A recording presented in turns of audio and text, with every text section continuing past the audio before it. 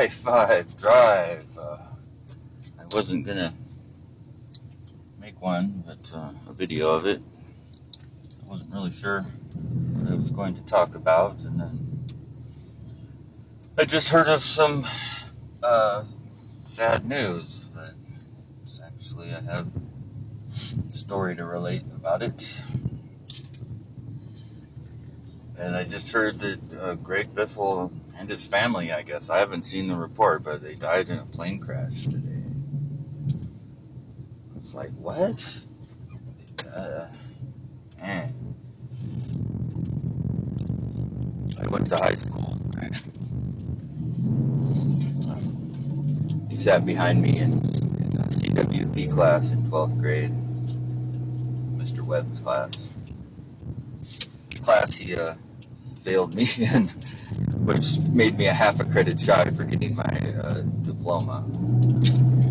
But it turned out to be a good thing, in a way. That's a whole other story.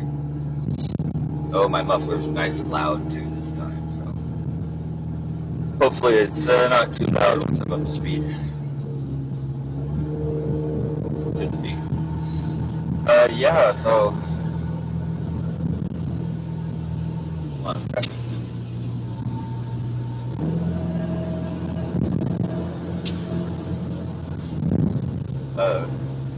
Greg sat behind me in CWP class, and he used to hit me up for answers on the tests and stuff. Mr. Webb's busy, tell me, hey, what's the answer number 12 or something. And I don't know, really. One time I stayed after school. I didn't have a car when I was in senior, and I lived way up in the mountains, and so I would have to ride the school bus in order to get home, and I didn't make it over there to it in time for some reason. I don't remember why. It was a long time ago. But then I ran into Greg outside Garfield Center and asked if I could get a ride home, and he's like, sure, because he lived out towards that direction too. So I got a ride home from him. He had a white 65 El Camino with a 327 in it. And I live way up in the mountains. I mean, up in the twisty mountain roads up by Jones Street Campground. And that was a hell of a ride there, though. He drove fast. We were hauling ass. And I mean, you're not any faster than I drive on those roads in my car too, but so I think we're all crazy up there. That was I remember that though. That was crazy because this car was kind of a sleeper. I mean, it looked like a beater, but it was faster than shit. Another guy that lived in Fern Prairie had a 65 also, 66 maybe El Camino with a 327. His was all cherry though, but it was faster than shit too.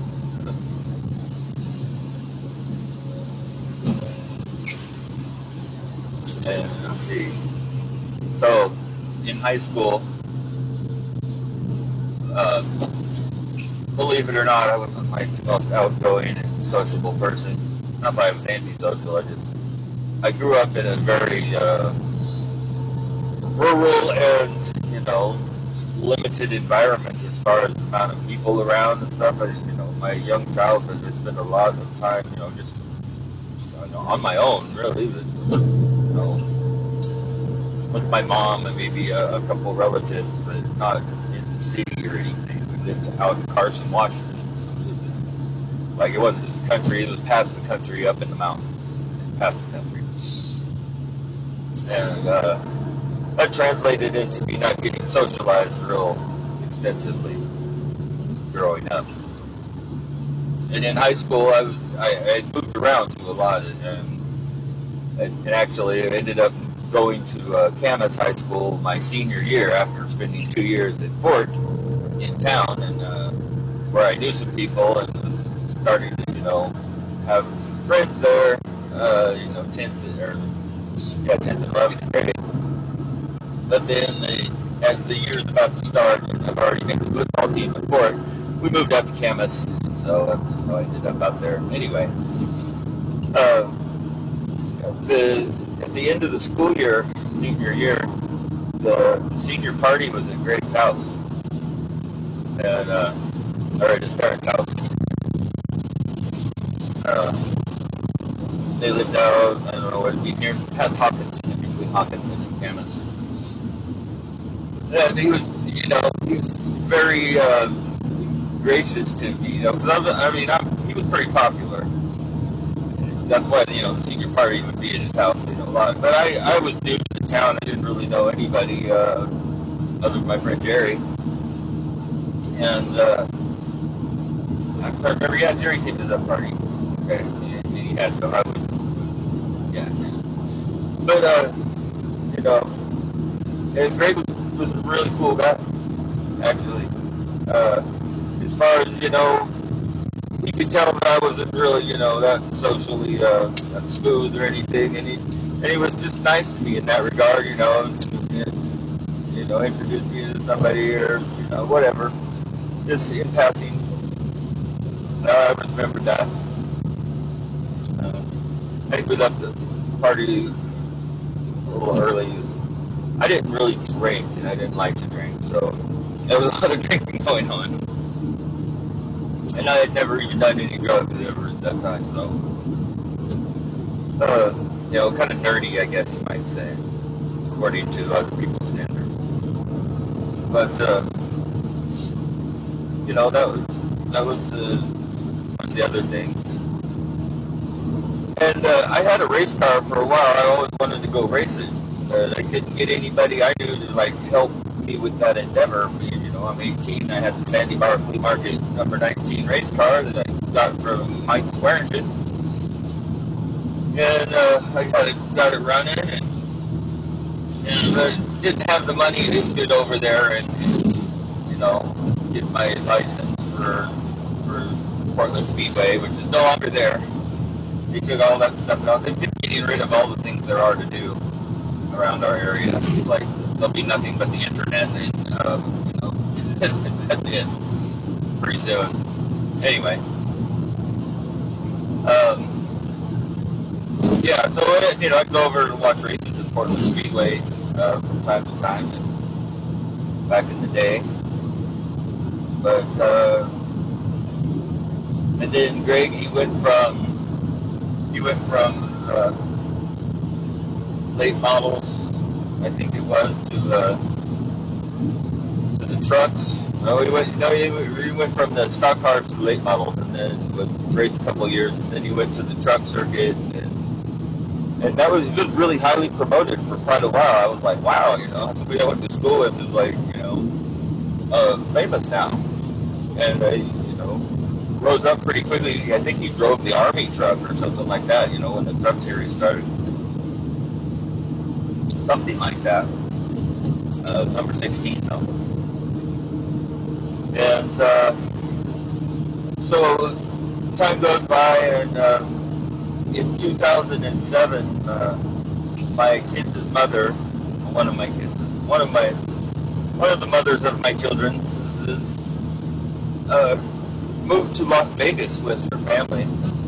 Her family moved her there and trying to help her get off drugs and stuff.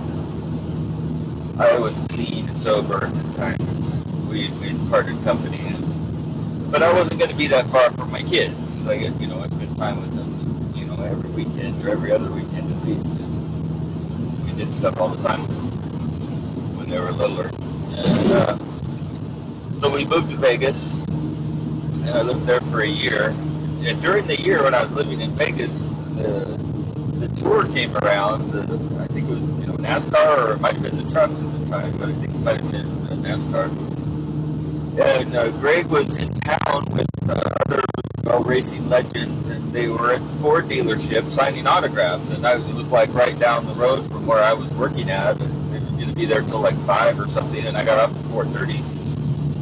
So I went over there afterwards, and there was still quite a line, even though it was almost the end of the time. And so I was literally the last person in line. And I got up there, and Greg looked like he was just overwhelmed or something, or Honestly, he looked like he was high. I thought maybe he was like geeked out or something. But I'm like, hey Greg, how you doing? We went to school together. And I'm sure he'd remember me, but he was like, he didn't like stop and try and pause to do that, and it kind of pissed me off. Because a couple of the other race car drivers there, I can't remember who, like more famous, they're like, you guys went to school together? And they asked me about it. I'm like, yeah, we went to Camas High School together. And Greg kind of looked at me, but he could, like, for a second, like, he couldn't place or something. And then his attention was, something else. Somebody said something to him or whatever. And that was it. That's all the conversation there was, which I just was seeing to see if he remembered, which I know he would. But, I didn't, I don't hold that against him. I think he was just, being highly promoted, and you're highly paid, and you got all these engagements and appointments, and who knows what else is going on. Really, really overwhelmed and busy with stuff. Just like he didn't have the attention span to be able to do that.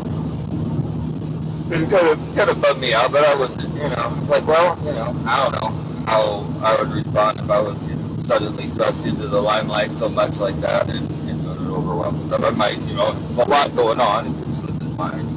So I'll give him the benefit of the doubt on that. And that was the last time I saw him was at the autograph thing and signing there, And he signed my little posters they were giving away. But yeah, he kind of got just distracted off into something else before and I left. Went back home. Like, well, that was anticlimactic, but cool. That's my Greg Biffle stories. I think that's all of them. Yeah, there's the give me the ride home, the senior party at his house in Las Vegas in 2007. And then I heard today that he and his family died in a plane crash.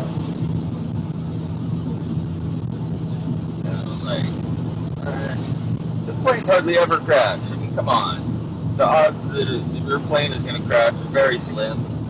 And then the odds that somebody who dies in a plane crash seems like it would be pretty slim too. And even if it's very slim, that there would even be one crashing. At least, I don't know the details. If it was a small plane or a big plane or anything. It's like just heard this. I haven't watched it. I don't watch the news. I don't know why anybody would.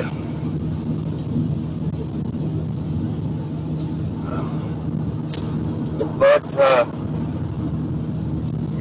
life is short and strange. Life's short and hard like a bodybuilding elf. So, says Bloodhound Gang, Jimmy Pop. Bright lights.